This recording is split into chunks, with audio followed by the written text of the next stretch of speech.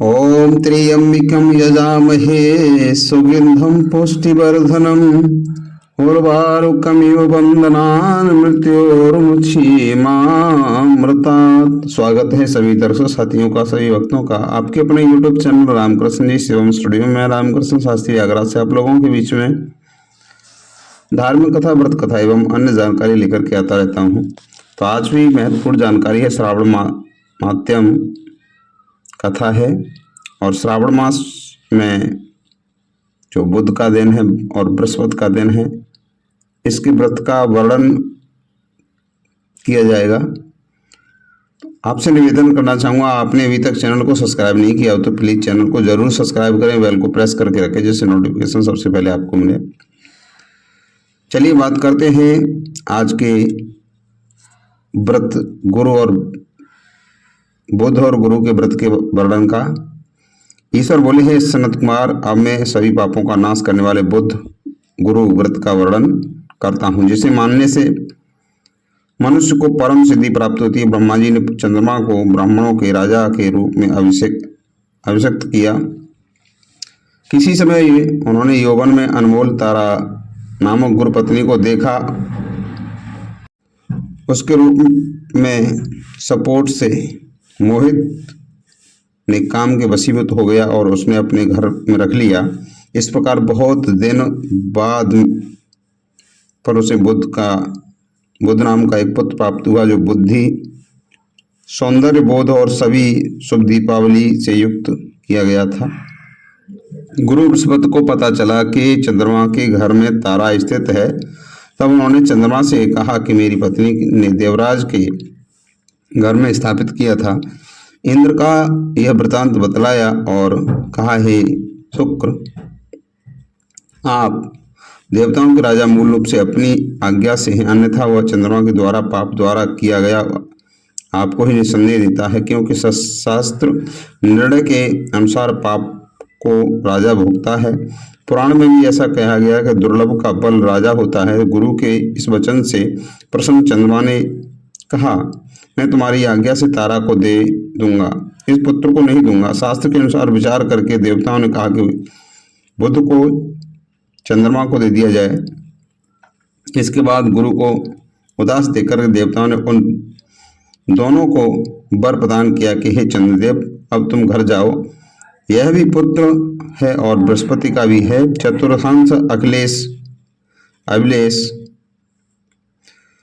चतुर्थांश अभिलेख में प्रतिष्ठित होगा। ये सुराचार्य आप इस दिन में भी शुभ वर ग्रहण करेंगे। जो बुद्धिमान व्यक्ति आप दोनों बुध और गुरु का व्रत करता है, उसे इसकी संपूर्ण सिद्धि होगी।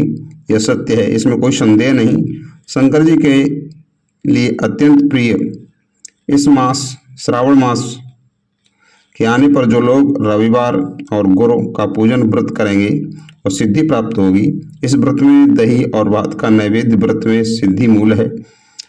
स्थान वेद से आप दोनों की मूर्ति की पूजा करने से अलग अलग फल प्राप्त होता है। यदि कोई हिंडोल के ऊपर स्थान पर जो दोनों मूर्ति पूजक पूजन करता है, उससे सर्वोच्च संपन्न दीर्घायु पुत्र प्राप्त होते हैं।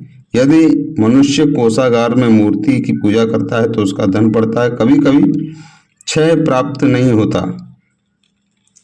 इस प्रकार पाकालय में पूजन करने पर, पाक मंदिर और देवालय में पूजन करने पर उसकी कृपा प्राप्त होती है। सहागार में पूजा पाठ करने से स्त्री का वियोग कभी नहीं होता।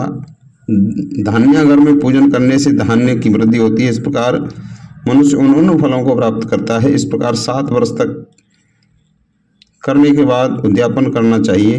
उद्यापन से पहले अभिषेक करके रात्रि में जागरण करना चाहिए। सुवर्ण की प्रतिमा विधि सहित शैल उपचारों से पूजन करने के लिए तिल, घृत, चारु और उपामार्ग और अस्वस्थ से युक्त समिधाओं से होम करना चाहिए। अंत में पूर्णाहुति सिखानी चाहिए, जिसके बाद मामा व भांजों को भोजन निषेध का प्रयास करना पड़ा।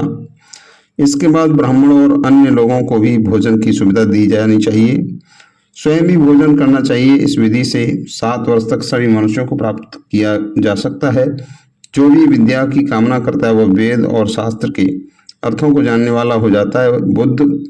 बुद्धि प्रदान करते हैं और गुरु बृहस्पति गुरु प्रदान करते हैं। सनत कुमार बोले, हे भगवान, आपने जो भी कहा, इस अवसर पर मामा और भांजे को भोजन कराना चाहिए। यदि उपयुक्त हो तो इसका कारण बताएं। ईश्वर बोले कि हे सनत कुमार, पूर्व काल में अत्यंत दीन और दरिद्री कोई दो ब्राह्मण थे। वे दोनों मामा भांजे थे। उदारीकरण उद्यम किसी अंश काल का यात्रा करते हुए वे दोनों नगर में अन्न मांगने के लिए गए। उन्होंने घर घर में श्रावण मास में हर बार को उस वार का व्रत होता था जहाँ कहीं भी बुद्ध गुरु का व्रत नहीं देखा। तब उन्होंने बहुत देर तक बातचीत से विचार किया कि सभी वारों का व्रत होता है तो सर्वत्र प्रकट हो रहा है, कहीं भी बुरा बुद्ध गुरु का अनुष्ठान नहीं किया गया। यह व्रत अनुच्छेदित है, इसलिए हम दोनों को इस शुभ व्रत का अनुष्ठान नहीं करना चाहिए। बुरा ने, हे सनत कुमार, इसकी विधि न देखने के लिए कारण दोनों संशय में ही पड़ गए। तब रात्रि में उन्हें स्वप्न में इस व्रत की विधि दृष्टोगोचर हो गई। इसके बाद उन्होंने उसकी विधि के अनुसार व्रत किया। उससे उसे अपार धन की प्राप्ति हुई। रोजाना उनकी संपत्ति बढ़ती गई और सभी लोगों का नाम भी जाना जाने लगा। उन लोगों का नाम जानने लगे। इस प्रकार 7 वर्ष तक वे पुत्र और पौत्र आदि से रईस हो गए। इसके बाद उनकी आगामी बुद्ध और गुरु की प्रकट हुए दोनों, और उन्होंने दोनों ही को यह वर दिया कि हम दोनों के निमित्त इस व्रत को परिवर्तित किया है। मूलतः आज से कोई भी इस शुभ व्रत को समाप्त करने के लिए उन्हें व्रत की समाप्ति पर माँ और भांजे को भोजन की व्यवस्था सुनिश्चित करने का प्रयास करना चाहिए। इस व्रत के प्रभाव से सभी को परम सिद्धि की प्राप्ति होती है और अंत में चंद्र सूर्य पर्यंत उनका हमारे लोक में वास होता है। इस प्रकार ये कथा संपूर्ण हुई। मिलते हैं आगे की कथा के साथ।